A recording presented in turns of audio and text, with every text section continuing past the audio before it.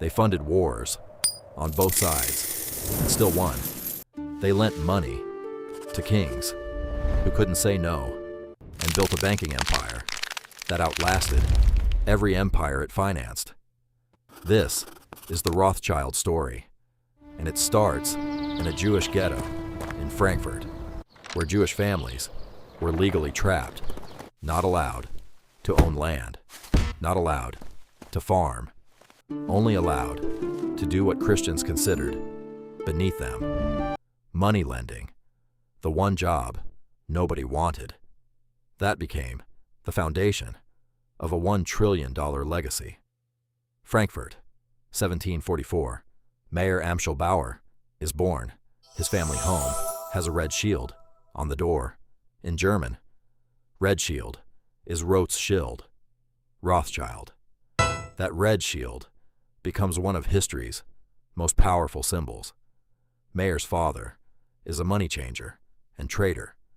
He teaches young Mayer everything about coins and value. His parents die when he is 12. He is sent to a rabbinical school. He leaves school to work as an apprentice at a bank in Hanover. He learns how money moves between courts, princes, and armies.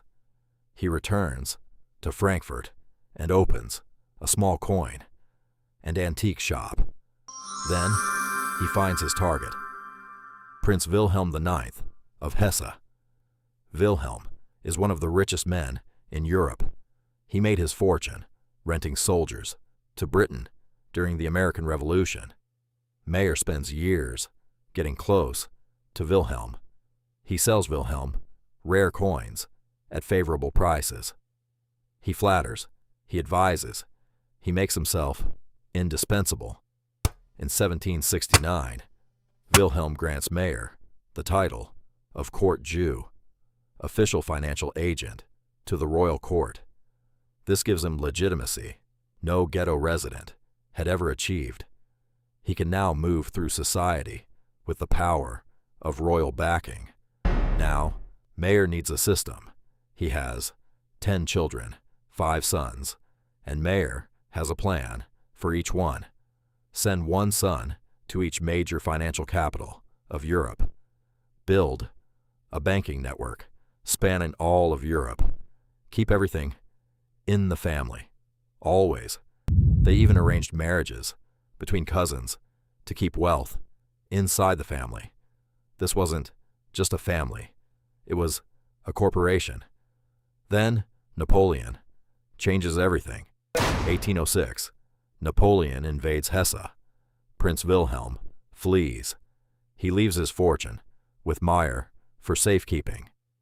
Mayer invests it, grows it, returns it to Wilhelm, but keeps a portion and uses it to fund a war, the Peninsular War, Britain versus Napoleon in Spain. Britain needs gold, desperately, fast. Nathan Rothschild, Mayer's son, in London, has a plan.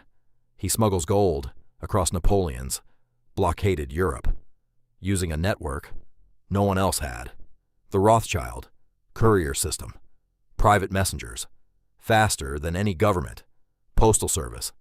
Information was power, and the Rothschilds had it first. Britain wins the Peninsular War, partly thanks to Rothschild gold. Now comes the most famous financial moment in Rothschild history. June 18th, 1815, the Battle of Waterloo, Britain versus Napoleon, the final confrontation. Nathan Rothschild has spies at the battlefield. He knows the result of Waterloo before the British government does. One day, before London finds out, he goes to the stock exchange.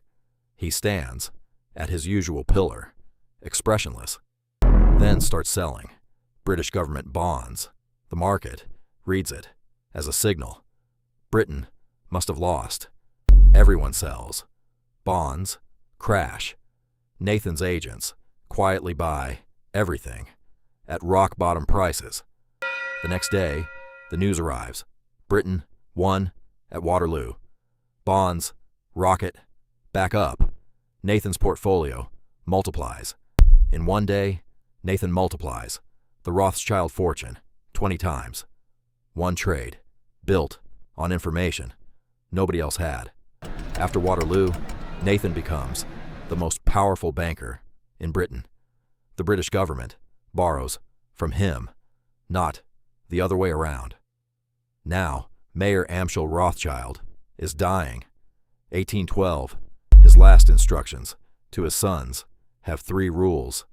First, always work together, never against each other. Second, keep the business in the family, always. Third, never let any government know your full worth. These 3 rules governed the dynasty for 2 centuries. By 1825, the Rothschilds control the majority of British national debt. They finance Brazil's independence from Portugal. They loan Britain the money to abolish slavery in its colonies. They finance the Suez Canal purchase for Britain. £4 million overnight without asking. Parliament. Disraeli, the British Prime Minister, said it himself. The Rothschilds govern a Christian world, from a ghetto to governing the world in 2 generations. Now, the conspiracy theories begin. Because when you're that powerful, legends form. Some true, some wildly exaggerated, some anti-Semitic. The Waterloo story gets exaggerated over time. Some say they used the prophets to control Britain forever. The truth, they were extraordinarily powerful, not all-powerful. They couldn't stop the revolutions of 1848. They couldn't stop the Austro-Prussian War that reshuffled Europe. Then, history turned against them. The Holocaust reached the Rothschilds. The Nazis seized the Austrian Rothschild properties, art, estates, banking assets, all taken. Louis de Rothschild was arrested in Vienna. 1938, held for a year, released only after signing away all Austrian assets. Even the world's most famous banking family could not escape Nazi persecution. The dynasty survived, but at enormous cost. After the Second World War, the family rebuilt, not by ruling governments, but by adapting to a new financial world. The great family banks became modern investment firms. The Rothschild family today operates through Rothschild and Company, one of the world's most influential financial advisory firms. They advise on some of the world's biggest mergers and acquisitions. They still hold wine estates, art collections, and private investments. Chateau Mouton Rothschild, one of the world's great wines. Nobody knows exactly how much the family is worth today. Estimates range from tens of billions to more than $1 trillion. The secrecy is intentional. The obscurity is the strategy. Now, let's talk about what the Rothschilds actually represent.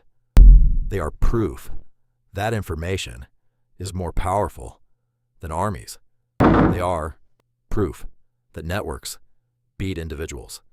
They were given the worst hand in 18th century Europe and won the game anyway by changing the rules. They made money lending, the job nobody wanted, into the job that ran the world. But the story also has shadows. They profited from wars that killed millions. They financed colonial expansion and its enormous human cost. They also championed Jewish rights and built charitable institutions. Lionel de Rothschild sat in Parliament in 1858, the first Jewish MP in British history, after 11 years of fighting for the right. They funded the Balfour Declaration and the founding of Israel. The complexity of the Rothschild story is the story of money itself. It does good and harm simultaneously, always has. What the Rothschilds understood before anyone else. Governments need money more than they need armies. Whoever controls the credit controls the country. That insight, from a ghetto in Frankfurt, reshaped the modern world. The central banks of today trace their DNA to what Mayer built. The concept of government bonds, the international wire transfer, the multi-branch banking network, all Rothschild innovations.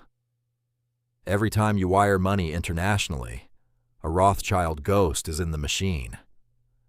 The red shield still hangs above the doors of their offices, the same symbol that hung on a wooden door in a ghetto. In 1744, in Frankfurt, where a boy learned about coins and understood that whoever held the money held the power. The Rothschilds are not a conspiracy. They are a lesson. A lesson in what happens when you control information. A lesson in what happens when you build networks. A lesson in what happens when you stay patient. And a lesson in what happens when you keep it in the family. 4 lessons, learned in a ghetto, applied for 3 centuries. The Rothschilds outlasted Napoleon, the Habsburgs, the British Empire. Because empires fall, but credit never goes out of fashion. And somewhere in a ghetto in Frankfurt, a red shield still hangs. If you enjoyed this story, subscribe for more finance disasters, market crashes, and billion-dollar mistakes that changed history. The next one is even crazier.